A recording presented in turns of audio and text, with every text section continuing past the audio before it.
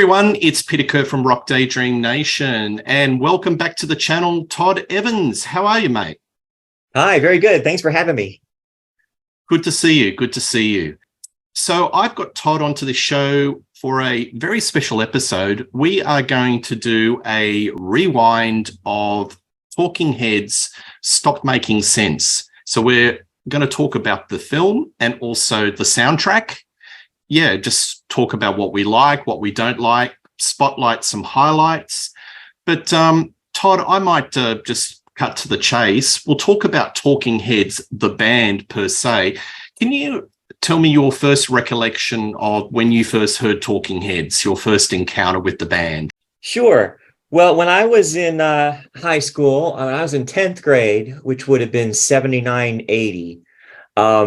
I had a couple of good friends that were very adventurous with their music tastes. And while we were discovering things like Rush and Yes and Pink Floyd and stuff like that, we were also discovering Devo, the B-52s, Talking Heads kind of at the same time. So that what I remember, and I remember this really well, a friend of mine remember when, well, you probably do remember this, when you used to make tapes, just make cassette tapes for friends. Oh, you got to hear this album. I'll put it on tape. Yes. You can listen to it. And so my friend Kent, who seemed to have the most amount of disposable income, bought 77 and More Songs About Buildings and Food. And this was probably just before Fear of Music came out. So summer of 79.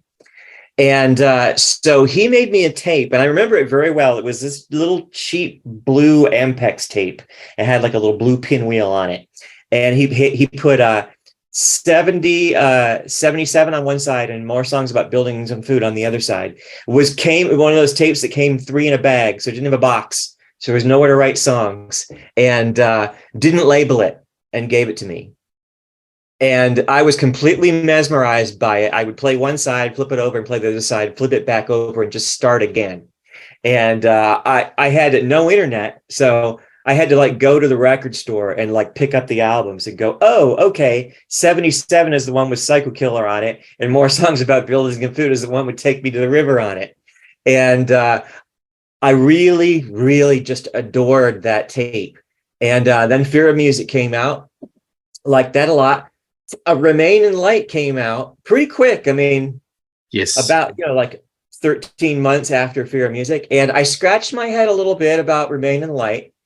I was like, like, who are all these people? I was like, oh, okay, I got it. Okay. Bernie Worrell, I know who that is. He was on Parliament albums. I like Parliament, but why is he in Talking Heads? Why is Adrian Belew in Talking Heads? And so I have to admit that I sort of didn't really like where David Byrne took Talking Heads. I kind of felt like they had invented something really unique. And I thought that those first 3 albums really sounded like nothing else. They were art rocky, but you could also tell that they were made by people with limited instrumental ability. They were kind of learning as they were going along, but so well done. And so I adored them. And so I kind of took it personal when they changed that. And I remained a Talking Heads fan for as long as, they existed. And Speaking in Tongues came out. That was probably the one that I liked the least.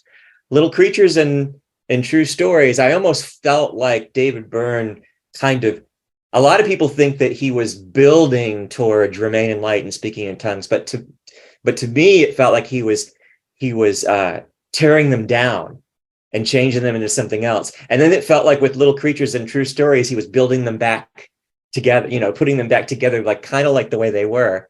And then Naked comes out, and Naked is just like all over the place. And you're like, I don't even know what Talking Heads are anymore. But I liked every single album. I just wasn't totally on board with that middle section. And that is kind of where Stop Making Sense comes in.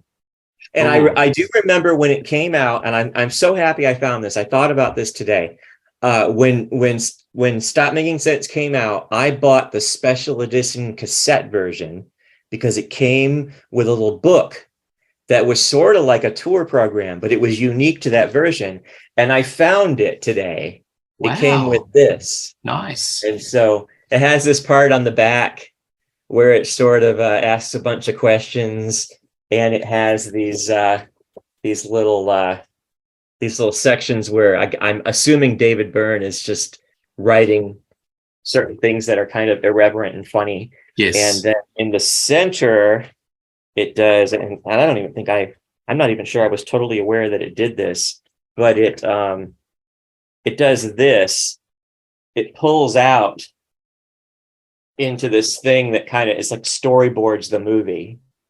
Wow. And so I think this thing is really cool. That is and so cool. It was really weird though, because you can see where the tape was like stuck right here, and I pulled it off, and the cassette came in a clear box without a J card. So it came, instead of a J card, it came with this book. Very strange. Wow. And I often wonder if maybe I would have connected with the soundtrack more had I just bought the vinyl. Yeah. Or by this point, the CD. But I do remember that time really well. Yeah, absolutely. Well, you're a bag of surprises, Mr. Evans. I've never seen that before. And, I just happened to have put that with my concert programs, and I just recently found those in the box and pulled them out. So that wasn't when you were working in the record store. Was this pre? It was. I was working in this one right here. Okay, cool. Yeah. All right, just viewers, Todd was working at the record store in that era, so that's fantastic. I guess my journey with Talking Heads was a little bit ad hoc. Looking at the chart history of the band in all the different regions, Australia was one of the biggest, most successful territories for the Talking Heads. I was very surprised that Talking Heads have never cracked the top 10 in America. They've had some platinum success, like Remain in Light went to number 15. That was their highest charting album, to double platinum.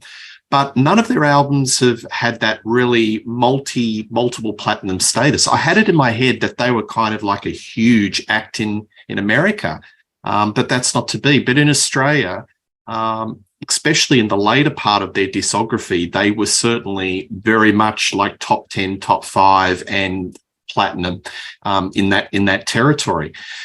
My first sort of recollection of Talking Heads was their video clips and Once in a Lifetime and Psycho Killer, seeing it on the various video hit sort of shows on TV and just being mesmerized by the quirkiness of David Byrne. They were up there with Devo and some of those new wave acts and putting some really mesmerizing video clips. So that was the thing that sort of got me in. A lot of their early material just got played on alternative radio. It wasn't on classic rock radio. However, with this movie, this was a breakout hit in Australia. So it got a major cinema release, and the album got played and flogged on mainstream rock radio. So all the versions of the songs, like Psycho Killer, Heaven, Once in a Lifetime, the quintessential versions of the songs that were the Australian public were listening on the radio were off this album, not the original studio albums. So in 1984, this album was generating a lot of heat. It went to number 9 in the charts, and for a period of time, I don't know in America, in your parts, was the Midnight Movie a big thing? It was, and that's pretty much where you would have seen this. And why I didn't go see it at the Midnight Movie, I had no idea, because it seems like something that I would have done. Absolutely. So Rocky Horror Picture Show would be playing for 20 years. Well, I can tell you Stop Making Sense was played at least for 10 years, every Friday night at a couple of cinemas in Sydney. So it was definitely getting the crowds in, and it would be unique. I didn't go to any of them, but testimony of friends that have seen it, people would be dancing in the cinema.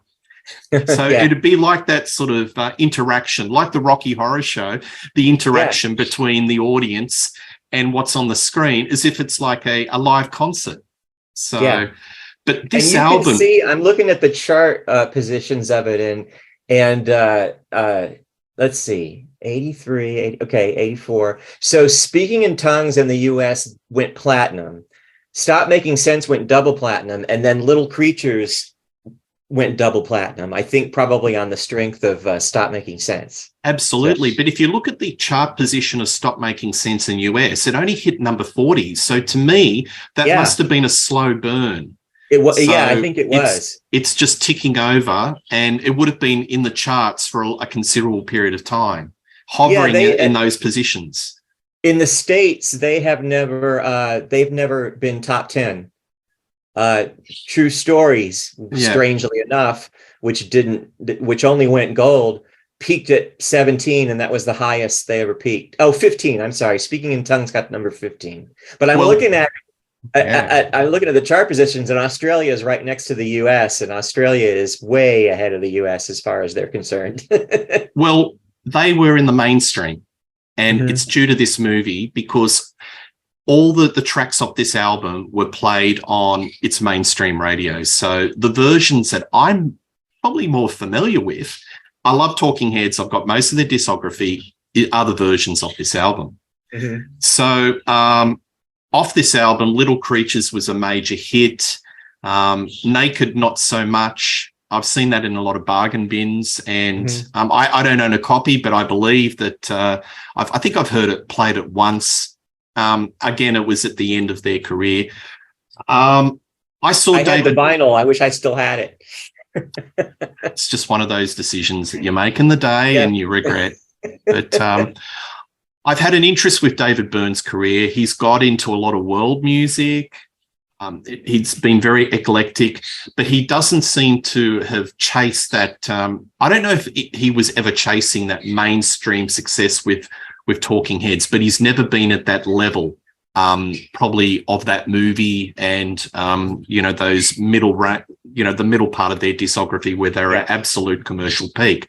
But I've always had an awareness that he's been involved in world music. I've listened to a lot of his songs, but I did have the pleasure of seeing him solo and doing the America Utopia show a couple of years ago, and that is one of the greatest live shows I've ever seen. It was it was magnificent, and I'm glad I saw it. It was one of those shows, Todd, like I wasn't rushed to see it. You know, when there's a show, they advertise and you go, oh, that'd be nice to see it. And it was literally a month before the show, there were tickets available. And my mate said, you've got to go. The reviews are saying this is just it's something truly special. And I bought a ticket and I'm glad. And it's just magnificent. Folks, see the movie. It was a Broadway production. I think they did shows. It's just fantastic, America Utopia. And he does a lot of these Talking Head songs as well. Anyway, that's a little bit of a diversion. Getting back to Stop Making Sense. So this is where the show's all about. 1984. So, Todd, why don't we pick a song? We'll just pick some highlights, lowlights, and we'll just go from there, just, top to bottom. We don't have to cover each and every song because there were about 15, 16 in the song list. So, hit it with the first one that you want to talk about or put a spotlight on. Well, I had heard a lot, like I was telling you before we started, I didn't actually see this film until it came out on videotape, which was pretty soon after. I mean, if I'm not mistaken, it was, only maybe a year and a half, something like that after, I should look that up, after it was out in theaters. But I remember it playing a lot. I didn't own a copy, but I remember it playing a lot at friends' houses and at parties. And I feel like I've seen the whole thing. I had seen the whole thing back then a couple of times, but I don't think I ever watched it from beginning to end. But I do remember until this in the last few weeks. But I do remember people talking a lot about how the stage gets built up as you start with David Byrne by himself, and then you get Tina, and then you get Chris and Jerry, and then more and more people come out. And so I was really looking forward to actually seeing it in sequence. And the particular I watched it on YouTube, and the particular version of it I watched on YouTube had the 3 songs that were originally on it that are bonus material on the DVD, like edited back in where they go. So, so one of the things that I noticed is that, it starts out with Psycho Killer, and then it goes into Heaven with just Tina. And then it goes into Thank You for Sending Me an Angel with Chris joining. And I want to say a couple of things about those, because I really kind of feel like, I was always a fan of David Byrne's stage presence and his persona and his, weirdness. And but I have to tell you, the movie really opens up for me when Chris Frantz comes out, because the look on his face, first of all, he looks like he's 16. And he's smiling. It's just, right. So he just loves being there, doesn't he? He's smiling and he's playing with enthusiasm. And it just, that for me is when the movie really opens up. I kind of feel like the beginning part of it with just David playing Psycho Killer, I know people have raved about that, and I kind of feel like maybe it's just the passage of time, but I kind of felt myself going, let's wheel out some more people. So I don't know why when they did Found a Job, which is my favorite Talking Head song, why they did that with Jerry Harrison on the guitar, why they hadn't just put him on the keyboards, because that version of it, of Found a Job, lacks something without him playing the keyboards. And so I was a little bit disappointed with that. I might do a retort to the first four. So that, sure, I think that's what we'll do. We'll go down in sequence, and then that sounds perfect. I'll do, it's like a Critics Corner. We'll do a counterpoint. Right. I love Psycho Killer, that version. It's the quintessential version. It's the version I've heard on radio, played it to death, and I think I've got an emotional attachment, and I like the simplicity. So he comes out on stage, he's got a boom box, and it's all about the song. It's the simplicity of the song. And I like how the stage is all stripped back, and the whole movie is about evolution. It's sort of like they put an extra layer. There's more players on the stage gets more fancy, they've got a backdrop, but initially how it starts, where it's just stripped back, I really love that. And I love the bit at the end where it goes all schizoid, and the machine gun, and he's doing that little nervous dance. I think that's just such a quirky moment. And that's my favorite part of it, and I really like that he uses the entire stage, even going back so far to be actually backstage technically. Yep. Heaven, I just love Tina Weymouth. I love her. You know how you love keyboards. I love keyboards too. Yeah. I've got a soft spot for bass. Yeah. I love bass players. I actually do as well. And she is one of the greatest bass players in rock. She's subtle. She plays in the pocket, but you listen to her bass playing in this concert, it's just absolutely sublime. And on a simple song like Heaven, her bass playing is just so tuneful, and it really counterpoints just a wonderful, wistful lyric. Even though it's slightly cheating, because you've got Lynn Mabry, who's doing sort of on vocals at the side of the stage, but there's this illusion it's only just two of them. So that's a nice song. And thank you for sending me an angel. It's great to see Chris, on the drums. He's smiling. But isn't it interesting? Because apparently David was telling the band, okay, let's wear beige clothing. Let's keep it sort of neutral. And he's wearing the green polo shirt. Very smart. Because where are our eyes going to be? We're going to be looking at him. He's the odd one out. That's actually my favorite part of the whole movie is Thank You for Sending Me an Angel. It just sparkles with energy. Yeah, and I love his galloping. He does that a lot, and he's in a lot of Talking Heads. Like We're on a Road to Nowhere, the little galloping drum beat, and it's got a bit of a countrified feel to it. So I love that version. And then Found a Job. Jerry Harrison comes up on stage. Good to see Jerry playing guitar. That's a little bit of a talk about that as we go through the show. Yeah, I wasn't crazy about that, but it's okay. Yeah. But he does it. He is a great finger picking guitarist. Well, maybe he developed into a great finger picking guitarist, because there's a bit of a groove going down, and I really love that sort of those repetitive lines. through the course of that song. Again, the bass lines. I don't know if it was the mastering or the production, but the bass, the separation of instruments and the bass playing, it just comes out in spades. Well, that's what I wanted to add to what you said earlier, is the way this thing is mixed, you can hear her really well. I mean, on every song, you can hear everything she does. So if she was not a competent bass player, we would know. Yeah, it's a masterclass. It's a masterclass. And you know how bass playing became more technical and more flashy? This is a masterclass that people, less can be more. Mm-hmm. You know, she's playing these lines and it just suits the song. So, all right, over to you, mate. So what's the next things you'd like to spotlight? This is going to be an unpopular opinion, but we talked a little bit about where Talking Heads went in their progress. I kind of feel like the more people you add to Talking Heads, the less interesting it is, which seems like a contradictory statement, but I'm not terribly crazy about where the film goes. I feel like it ends up going into a really interesting place where there's a lot to look at and there's great energy.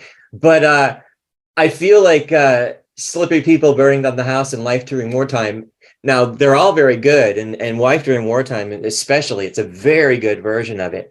But I almost felt myself wanting to go back to when it was just Chris and Tina and Jerry, just because I wanted to see them more. And I think that part, this middle part of the film is very well directed, and it's got great energy, and it's a fantastic performance. But I kind of felt like I was seeing less of Tina and less of Chris. And so I have to say, I'm not sure if we're going to do how many songs you want me to go in before I... No. We'll go through the whole song list, okay. But you can just spotlight ones that you want to talk about. But maybe I wanted to say that I do not like Swamp. When Swamp came out, I absolutely hated it. I still don't like it. So that part of the movie is very tedious for me to sit through. I feel like that song and the way David sings it doesn't suit his style at all. It doesn't suit the nerdy, maybe a little psycho, white guy thing. I just feel like it doesn't suit him at all. And I've never liked it. And I don't like it in this movie either. So that's when you went outside to get the popcorn, eh? Yes. And that's going to be a very unpopular thing. Because on the US version of the soundtrack, Swamp comes right after Psycho Killer. Yes. So people paid a lot of attention to it. Yeah. But once you get to What a Day That Was and This Must Be the Place, This Must Be the Place is another highlight for me. All right. Well, we'll just pause there and I'll just do a rewind and retort. So I love the section where they're building more people into the band. And I understand it's not the Talking Heads or the CBGB, but the whole purpose, look, David's got a curious mind. He's like borderline genius, lyrically, musically. That's just my opinion. And I think he's got a very curious mind and he wants to explore, and he wanted to explore the boundaries beyond the band. And for him to put all these players, it's a widescreen sound. And I like it. I like that it funks it up. I love it that he's got these two wonderful, I won't call them backup singers. They're supporting singers. They are absolutely, I'll put a call out to Lynn Mabry and the other one is Edna Holt. They're wonderful. And I love the smiles on their faces and when they're dancing and doing the choreography. There's been a bit of thought that's been storyboarded in this movie. This is not like a band that's just come, doing it on the stage. They've obviously done a fair amount of collaboration with Jonathan Demme, who we've got to mention. His direction of this movie is fantastic. It was done over 4 nights, and the way it was put together, there would be one night where he would be putting the cameras in the back of the audience and doing just widescreen. So you see there's these intercuts between close-ups and back, and then there would be some nights where he'd be doing the close-ups. And he's just done a collage between the 4 nights, but it looks like a seamless concert. But if you're really clued up, you'll see, Chris is wearing a different color shirt. I did notice from one that. song to the other. It's green tonight, but it's another color. But David does something to his hair where it's slicked back, and it feels a little awkward for him to have done that in the short time he was out of view of the camera. So that explains a lot. Yeah. But I love, again, these are versions of songs when they've got the full band, that I'm used to, and they got played on radio. So when you've got Alex Weir, now Alex Weir has been pushed up very much as the guitarist. My only gripe is Jerry Harrison is a fine guitarist. He's in the band, but he's been kind of delegated to keyboard duties. So I can sort of see where you're coming from, that maybe they're less of a band. I don't know. That may detract. Is that something that you were thinking of? Like, why is Jerry, being sort of kind of? I mean, I expected Jerry to be on the keyboards. I kind of expected him to be on the keyboards the whole time. But yeah, I do kind of feel that way. I feel like Bernie Worrell has a pedigree and people know who he is, and he's a well-known keyboardist, and putting Jerry up on the same part of the stage next to him sort of, I don't want to say diminishes Jerry, but Jerry does come down and play the guitar a couple of times. And I'm glad that he does that, because it sort of puts him in the spotlight a little bit more. And says, look, I'm one of the originals. I'm part of the band. Right. Do you think the percussion of Steve Scales, to me, that adds another dimension, another layer, it adds a different complexity? Do you think that adds anything to you? When you've got that little bit of funky, because they've always been a bit of a funky band. They've got a little bit of groove. Even in their early material, you could see that they had a little bit of a dance thing going. Do you like the percussion? It does. I think it adds a lot. I at times I couldn't tell you exactly where, but at times I feel like it makes it a little bit too busy. But that's not most of what's happening. I think for the most part it adds a lot. I think that there are times when he kind of takes the spotlight a little bit, where I think maybe he shouldn't. And there were a couple of times when he was in the way of somebody that I wanted to watch. But no, I think it adds a lot. And there's not a lot of information on him. I don't know very much about him. So I didn't work real hard to find anything, but like on some of the, on Wikipedia, for example, his name is not a link. So I don't know very much about him. Do you know anything about where he came from? He was in the Brothers Johnson band, and he is a session musician. Oh, he was? Okay, because I knew that Alex was. It wasn't Alex. Oh, no. You're talking about Steve Scales. Sorry. I thought you were talking about Alex Weir. No, I don't know. But there must be some sort of connection. I think there is some sort of connection between those. I've got to talk to you about Swamp. Now, Swamp was played to death on AM and FM radio. And I think a lot of the people that liked George Thorogood and all that Southern rock, drinking a bourbon and having a little bit of, liking a little bit of AC/DC and a little blues, they would listen to this song and, they're Talking Heads. They're not too bad. That's got a bit of a blues influence, but it's right. But what they don't realize is it's like a semi-parody of a blues song. Yes. And I think David is, being maybe a little bit ironic, but if you look at it at face value, it's I like it. It's got that blues, and I like how he's doing that sort of drawl song, sort of vocals. But no, I wasn't aware that. Is that one of your least favorite Talking Head songs in general? It is my least favorite Talking Head song. Because it's probably far out their wheelhouse, isn't it? Blind. I don't care for Blind either, for the same reason. It's a little bit too rootsy for what I expect of them. But now I have to give a disclaimer here. When I was younger, I was not very open-minded. I mean, I was very open-minded about music because I liked these weird bands. But I wasn't open-minded about things that were very mainstream and conventional. So I didn't like any of the bands, any band that had twin lead guitar, I didn't like it. Scorpions, don't like them. Stuff like that. I wanted every band to be quirky and weird. And so, when Swamp comes along, I was just like, oh, this isn't it. But that that's, 20-year-old me. 20-year-old me was not very, was very set in his ways. Yeah, absolutely. I mean, we could do a whole episode on bands we didn't like or music we didn't like, but we grew to love. And there's a whole swag of bands. One thing I didn't say at the outset is I wasn't really a huge Talking Heads fan in the 80s. It's only in the last 10 years that I've really gone into their discography and grown to love them. So I maybe might have been a Train Spotter fan, but I wasn't a huge die-in-the-wall Talking Heads fan. And it's just one of those many bands that I've just grown to love, which I'm sure you're in the same bucket with a ton of music out there. So, all right, Todd. So I think we've come to what a day that was. So you want to take it from there and... Sure. Yeah, I like what a day that was, but I think that it kind of gets overshadowed by what comes after it, which is This Must Be the Place. I think This Must Be the Place is really, I think that's a really spectacular version of that song.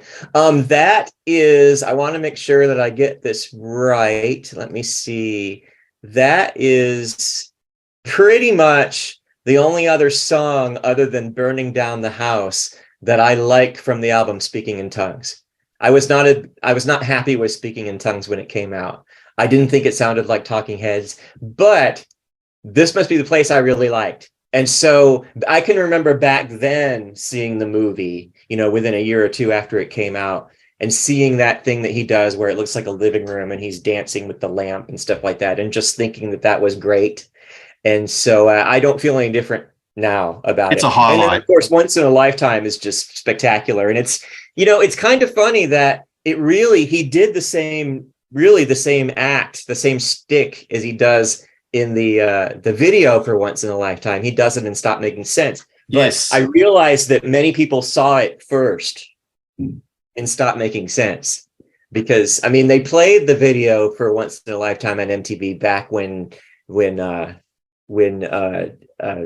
Remain in Light came out in 1980. But I think a lot of people saw that for the first time, this whole thing with him throwing himself back like that. And so it's good that he did that very faithfully the way that he does it in the movie. And so I like that a lot.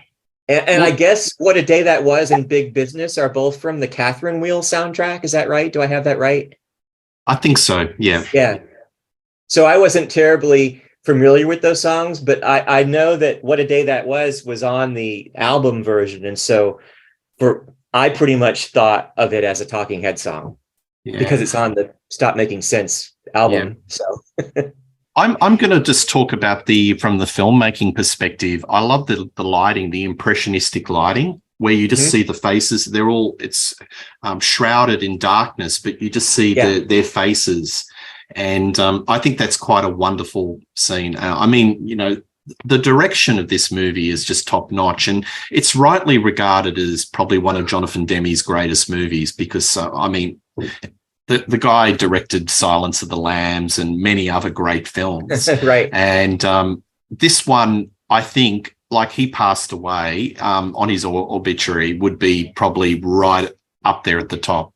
And you can see that he loves the band, and he's not doing it like he's not a gun for hire. I think he's really thought it out and storyboarded it, like similar to what Marty did with the Rolling Stones and the Last Waltz. He's really invested in the material.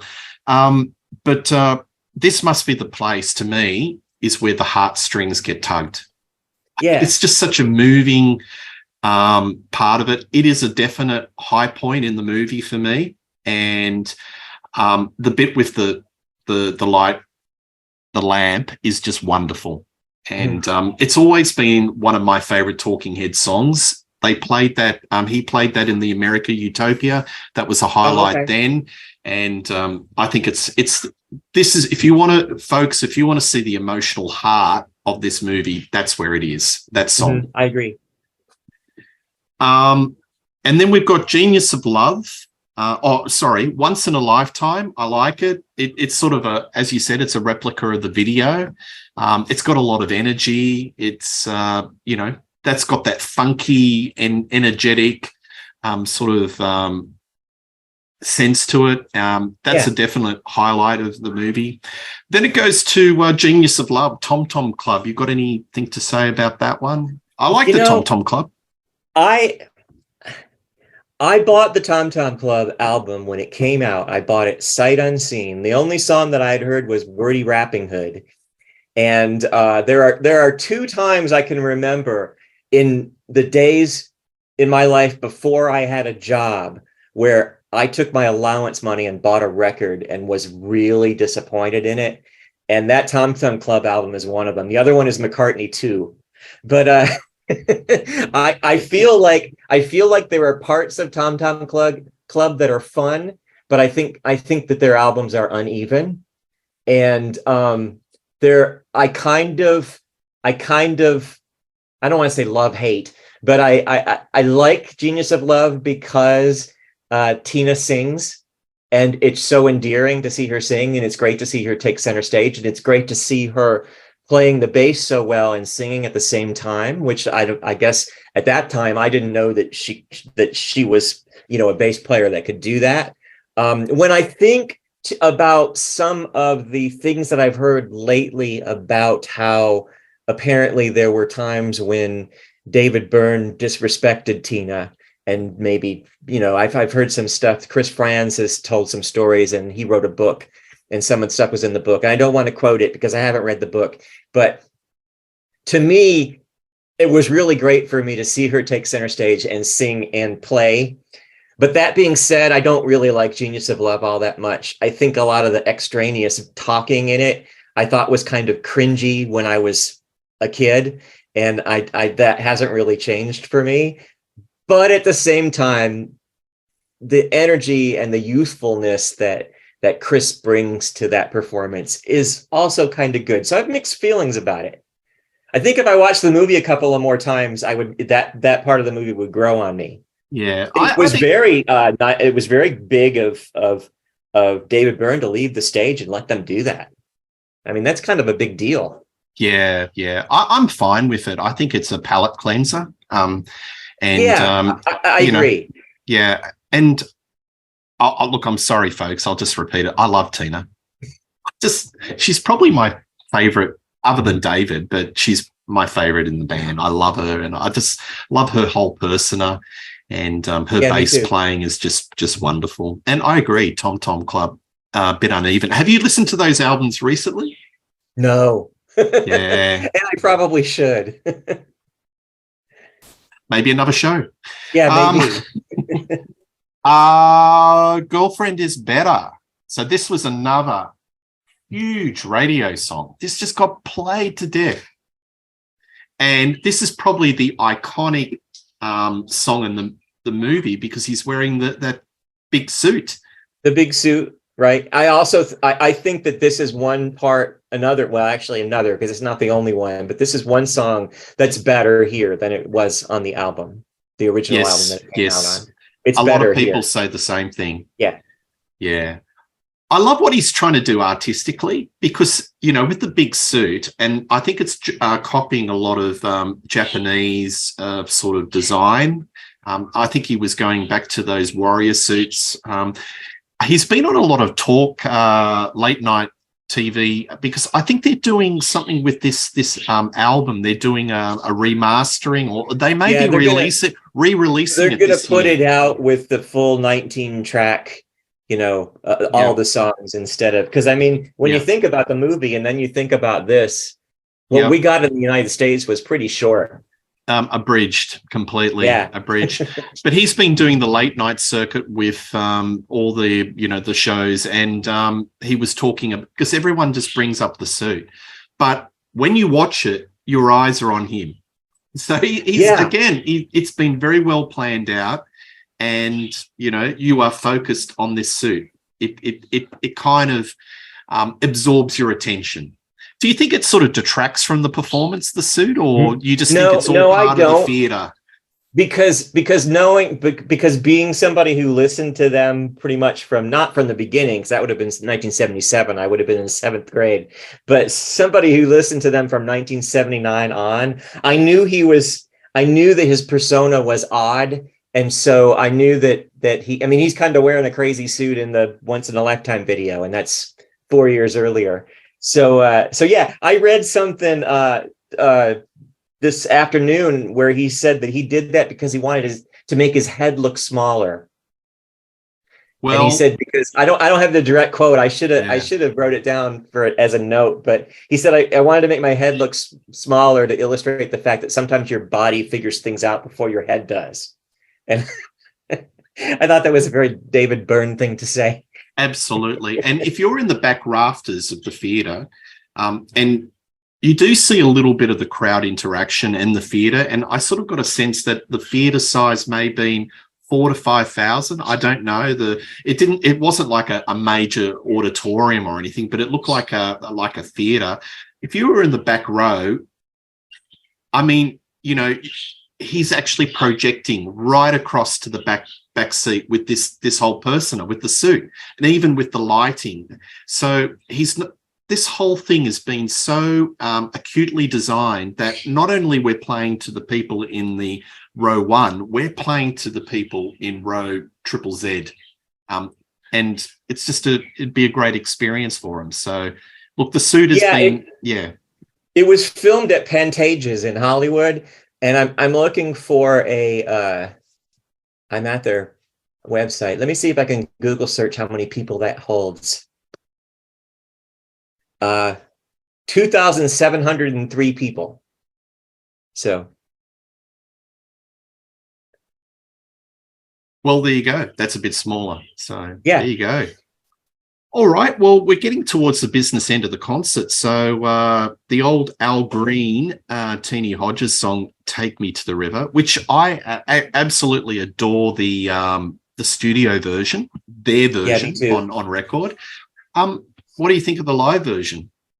I think that the three songs, "Girlfriend Is Better," "Take Me to the River," and "Cross-Eyed and Painless," that close out the film are the best part of the film, other than the very beginning part, which I actually like a lot too. But yeah, I think that "Take Me to the River," even though I love the original version, I don't want to say this version is better, but it's as good. Yes. I find it kind of it's like in a church. It's gospel, it's religious, and it's sort of brings everyone together. And I like it how it there's a bit of a metamorphosis in this show where they're building. Then you've got the middle section, but somehow these last 3 songs seems to bring everybody together in a communion. And yeah.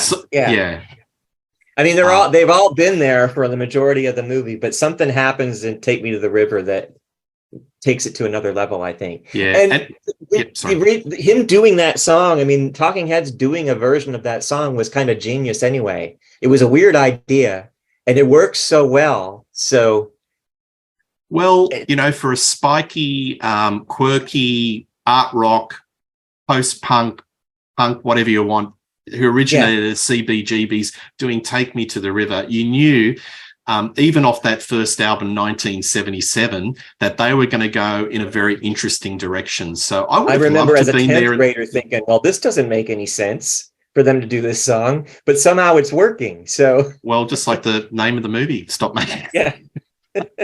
I think it's a great ending. I even like how they bring out the stagehands. They come out and I like that too. It just brings everyone together, and people are dancing in the seats, and it's wonderful. And as I said, I've read quite a few testimonies from people who've watched the film in cinemas and said it's amazing that I'm in a cinema and people are dancing in the aisles in the cinemas. Yeah. 10 years after, in some repertory theatre at 11 o'clock at night or whatnot. So. Yeah, well, I'm hoping. I felt like I saw something about this, and now, here it is. A24 has acquired rights to the film, and they're going to give it a 4K release in theaters sometime in 2023. That's from Wikipedia, so It's footnoted. There's a source for it. Yeah. So that's probably pretty reliable. And Rhino's going to release the deluxe version of the soundtrack, which will include the complete concert for the first time. Yeah, I've got the vinyl. I have got the DVD, but if it gets released in cinemas, me and my wife, we will go see it because I'd like to see it on the big screen. Because I'll right the wrong of not going to see it back then. Yeah, I will see it on the big screen. So, all right. Well, this has been a fun journey. So I think we've got to finish the show and just get your final critique. After watching the movie, what's your final final thoughts on the film and your opinion? I think that I think there's a remarkable performance. There's great energy given it, even though I historically throughout my younger life was not happy with the fact that Talking Heads turned into a 9-piece band. I think that this is where you see why he did that. And I think this movie is where that sort of you start to figure out what he was going for. And I think, David Byrne had a lot to do with the movie. I mean, it was directed, by Jonathan Demme, but David Byrne did a lot on this film, and he storyboarded a lot of it and, ahead of time. And so I don't necessarily think, while I think that Jonathan Demme did a great job on the film, and I think that the way that it's filmed and the way that the stage is without a lot of extra things that detract your attention away from the band and detract your attention away from the performance, and I think that that's really good. I think that the performance is really the star, I guess is what I'm trying to say, and not necessarily the direction. Yeah, but when you really think about it being over 4 nights and being all pieced together, that's when you start to go, oh, okay, well, this was quite a big deal to put this together and to make it so seamless. So that was my first thought when I watched it the first time. I thought, well, Jonathan Demme did a great job, but it's really the band. But then the second time I watched it, I was kind of like, oh, okay, I'm starting to get why he gets so many accolades for this. Yeah. So I think probably David Byrne and Jonathan Demme deserve to share the credit for how good this turned out. Absolutely. So would you say that your opinion has changed? Because when I pitched this show to you, you thought, I'm not sure, because I'm not really I hadn't seen it in a very, very long time, but I looked forward to seeing it again. And I did notice where when I watched it the first time 3 or 4 days ago, I was watching the clock a little bit. And the second time I watched it, which was just this afternoon, it flew by. Yes. I was like, oh, it's over already? Yeah, it's not boring. It's not dull. So I was kind of like, when I went into it, I was like, well, it'll be good to see this, but I probably won't ever see it again. And then after, two times going through it in 3 days, I was like, oh, I'll definitely watch this again. So yeah, well, I think you're definitely going to go see the movie version, because I want to see it on the big screen, because I think it would definitely be worth it. Yeah. Look, there's really 2 concert movies in my book that are some of one of the greatest sort of documentaries. I love The Last Waltz, but this has got to be right up there for me as a concert movie. It's the perfect synergy between sound and vision, and some of the things that Jonathan Demme have done. I mean, I agree with everything you've said. There's not bells and whistles. A lot of it is very minimalist, but it's so damn effective, and the spotlight is on the band. And one of the things that he didn't do that so many filmmakers do is he didn't go backstage at the beginning and film them talking to each other and drinking a Heineken, and then he didn't,